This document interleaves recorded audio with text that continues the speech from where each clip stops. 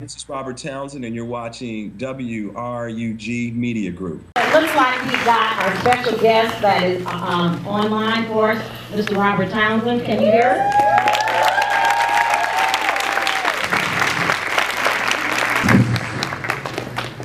Can you hear us? Yes, thank you. Well, welcome to Memphis, the showing of In the Hive in Memphis. Let him know how much you enjoyed the movie.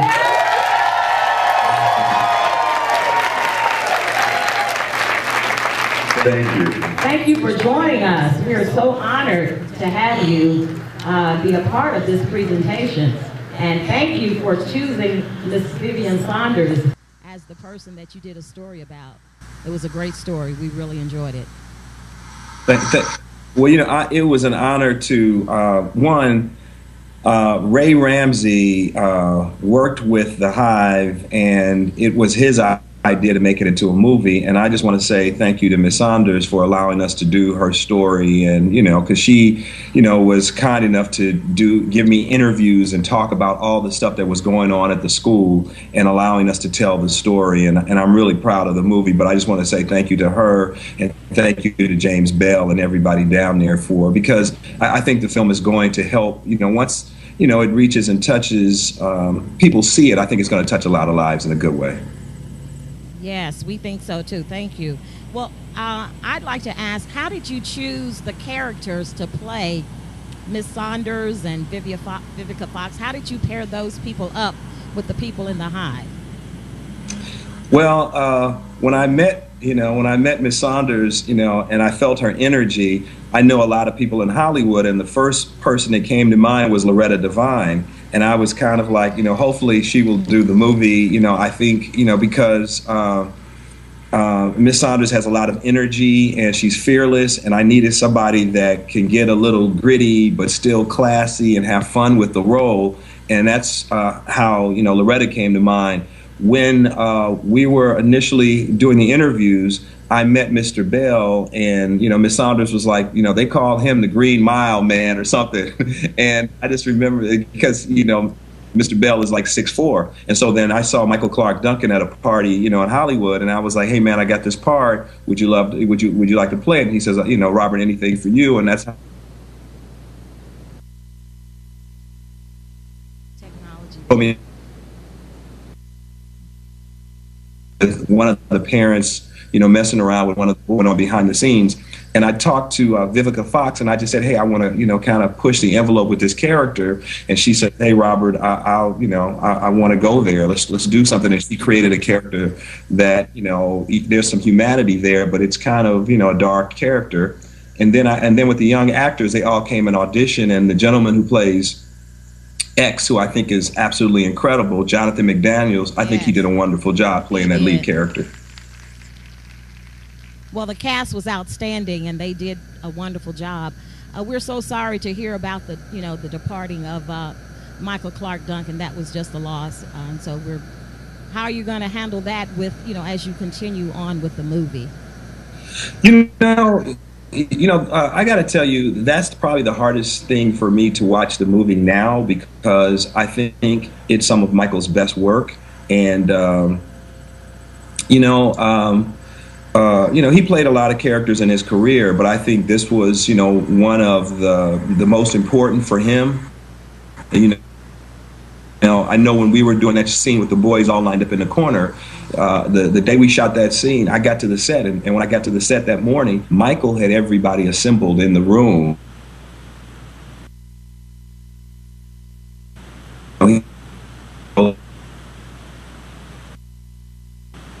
And this whole scene is about real stuff, and we got to get it right today. And there's going to be no joking on the cell phones off. If I catch a cell phone ringing in the middle of the scene, you got to answer to me.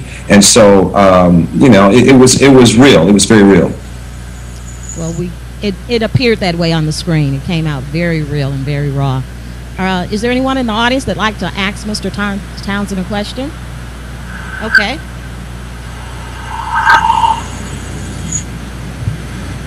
It was a wonderful movie, and my question is, do you have any intention of perhaps doing one very similar to this that we could show to our students so they know there is a way out?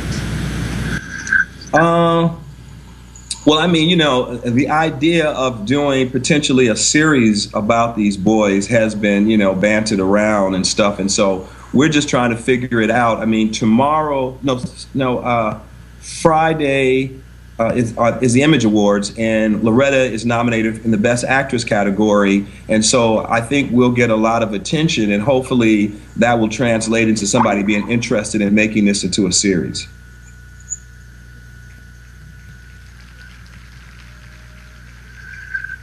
Anyone else have a question for Mr. Townsend? Yes, what is the problem in terms of getting mass distribution or having it showing?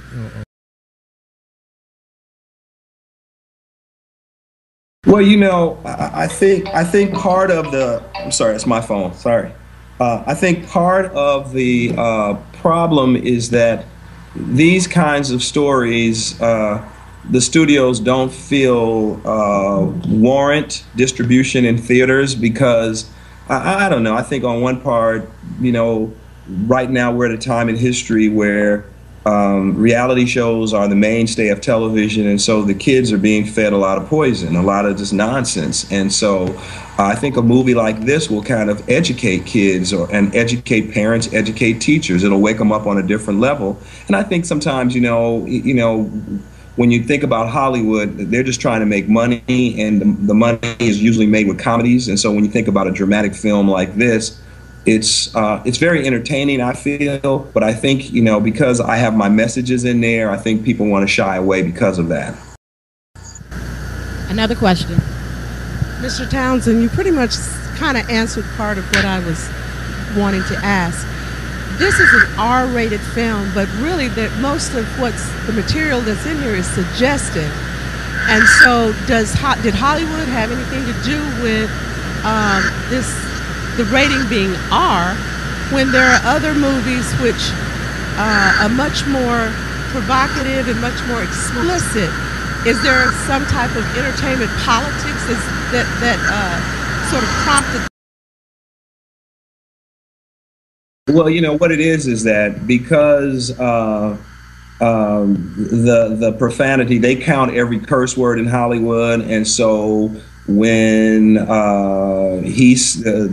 gangbanger says one line, and then when he goes off on his dad in prison, you know, there's a few words, and so because of those words, because this is probably my edgiest film. I don't really use a whole lot of profanity, you know, to get my point across. But I felt for this film because when the kids see it, you know, the young adults, I want them to, you know, feel that it's real. So there's certain language that's peppered in the film, but for the most part, but that's Hollywood. I mean, if you say the F word one time or twice, it's an R rating.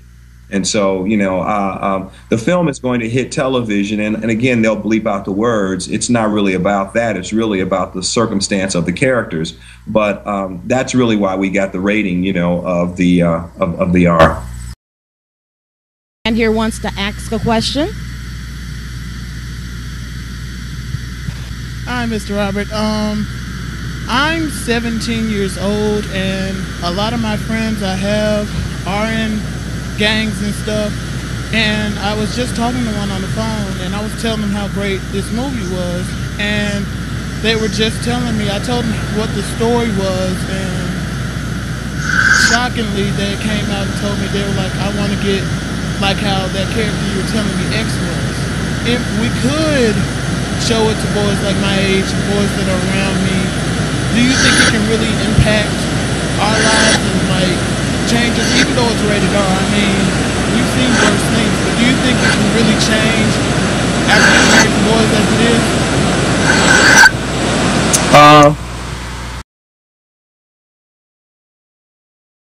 Movies can have an impact. I really do. I don't think that, I know when I was growing up as a kid, you know, my father wasn't there. My mother raised 4 kids on her own, and the television was the babysitter. So I learned certain life lessons by watching the Andy Griffith Show or watching Leave It to Beaver, you know. So I think that movies, television shows are powerful. Within the Hive, it's what I call the theory of the blink. When this film eventually hits television, millions of people will see it. There will be 100,000 exes out there that will see this movie, and it will make them think differently about what they're doing. So all I can do as a filmmaker and as a part teacher is plant a seed. So somebody will look and say, wow, how is he going to raise his son? What is the right way to go? His father has one mentality. What is the gang really giving him? His mother has a certain voice. His girlfriend has another voice. So it's kind of like what Miss Saunders has been doing at that real Hive, where, you know, she fed their souls, she nourished their spirits. And I think anybody watching the film is going to come away with a different perspective, and with that perspective, it's not going to look the same. So I think just as you reached out to your friends and they will see this movie on BET or TV One or what have you, and then they'll look at themselves and they'll think, am I really doing the right thing by banging? You know, am I really doing the right thing selling drugs? Is this really the right way? Especially when you have a brain. So I think it'll plant seeds, and hopefully, you know, there'll be, over the life of this film, millions and millions of kids that will be touched. We have a young lady here who wants to ask a question. Yes, Mr. Townsend, my name is April Collins. I work with a local organization called Heal the Hood Foundation of Memphis. Looking at this film, first of all, congratulations. It's a very powerful film, a very beautiful film that shows a very raw vision of what really goes on in the hood, not just these suburban areas, not just these other areas where not given a fake idea. It's not sugar-coated. It's very real. And congratulate on that, because a lot of people want to cover it up and say it's not that bad when really it actually is. My question to you is, what is your personal take on, as you said earlier, these types of music and these types of movies that come out? What is your personal idea on that? Because a lot of the music, the movies that do come out, they do give young children or young men, like in that movie, they give them the wrong idea. Well, you know, I think everybody has been given a role in life to play, and the role that God has given me is to make images and to create what we call counterprogramming. So, you know, all I can do, you know, because I look at the stuff on television, and again, you know, if you know, like with my own children, if you watch enough of the Housewives and enough of, there's a lot of bad drama going on, and it sends the wrong message. So I think we're in a time, media, the airwaves, you know, send a lot of poison into the bloodstreams of people's minds, and you got to be careful what goes through your ear gates and your eye gates, and you got to protect it. And so the thing to me is that until I die, all I will do is create images that will make a difference and plant seeds of thought in people's minds. Wow. To Woo! Kudos. Wonderful. We have another question from a community activist here who'd like to ask. Good afternoon, Mr. Townsend. Definitely. First of all, I want to thank you for your movies that you made all the way back to Hollywood Shuffle. Yeah! Thank you. Telling the truth about the entertainment industry, and Miss Saunders too, thank her for what she did actually locally. I'll just tell you my reaction to the movie. This movie kind of made me angry a little bit, because if I should use some chutzpah, like they said, extra, it made me angry because I saw what Miss Saunders did locally. And as I was sitting here, somebody was sitting behind me when Extra told his son never touch a gun. In '97, I wrote a song called "Don't Touch a Gun" for children, right? And it's very interesting.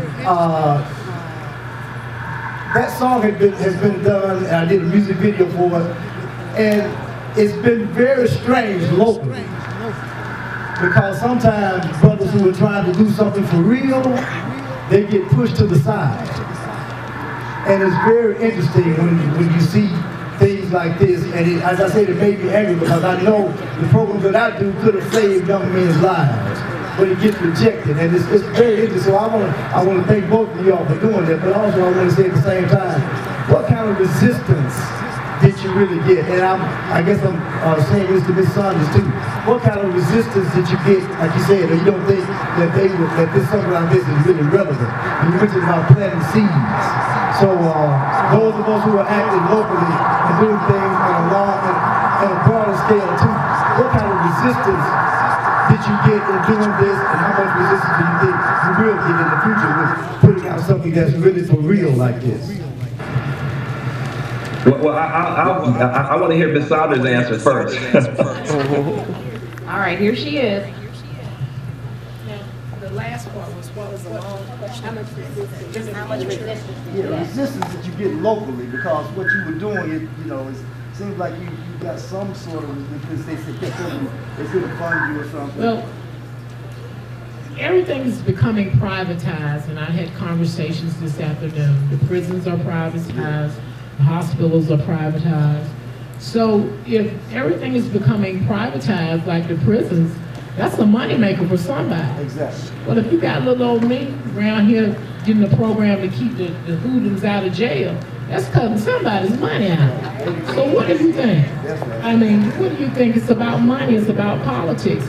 But it's up to us as advocates for our children. Our children didn't ask to be here. They didn't ask to be in this community. It's our responsibility to protect them. It's our responsibility. And you will meet a lot of resistance. And fear will keep you from fighting. Fear of losing your job, fear of losing your position in the community, fear of who you are. But you got to weigh the odds. Is that fear of losing what you got worth losing your children? These kids are our seed. Memphis City school system or our county school system or whatever, those are the black children that belong to us. They're not anyone else's kids. The Bible tells us when they cut the seed down, when they start messing with the seed down, they're trying to do educational genocide. So that's up to y'all. Sounds like a mouthful. But Mr. Townsend, we have a special guest here today also, and it is one of Mrs. Saunders' former students, Jeffrey Bill, is that correct? Came all the way from Washington, D.C., and he's in Teach for America. Mr. Bill, would you come and say something to Mr. Townsend?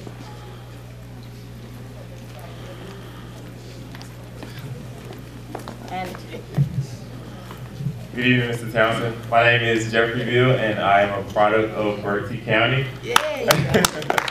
I've known Ms. Saunders for quite a while, since I was 3 years old. And now I'm just inspired by the movie. I feel that it was definitely true to what was going on. You very well portrayed Ms. Saunders. It was very raw, like in that movie, Loretta Devine played her to the T. But I just want to thank you for coming to my native county and just exposing the issues as they are. So thank you, and congratulations to you and Ms. Saunders. Thank you. I just want to say thank you, one, for supporting the film, and as an artist, it makes me feel good because it is a fight in Hollywood to tell, quality stories and great stories. And I've been doing this for 30-something years now. I still love it. I still feel blessed to do what I do. And so moments like this are, treasures for me to reach and be able to touch people and know that the work really matters. So I just want to say to everybody tonight, thank you again for, showing up, being a part of the theater. And Ms. Saunders, thank you again for trusting me with your story. I'm really proud of this movie. And like I said, Loretta's up for the Best Actress on Friday, so cross your fingers.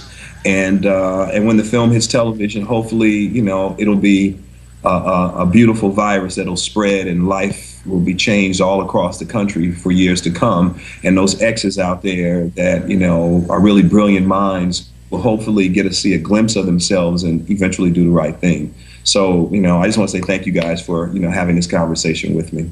Thank you so much. And just one last question. When can we expect to see it on television? And you know what? You can expect to see it on television Saturday night on BET. Really? This Saturday? This Saturday night. Wow. So we're going to get the word out to watch it. Saturday night, what time? It's going to be 8 o'clock. All right. Saturday night, BET. Thank you so much. We appreciate your time. Thank you. Audience, let's give him a great hand. Thank you. Thank you, guys. Blessings. Blessings.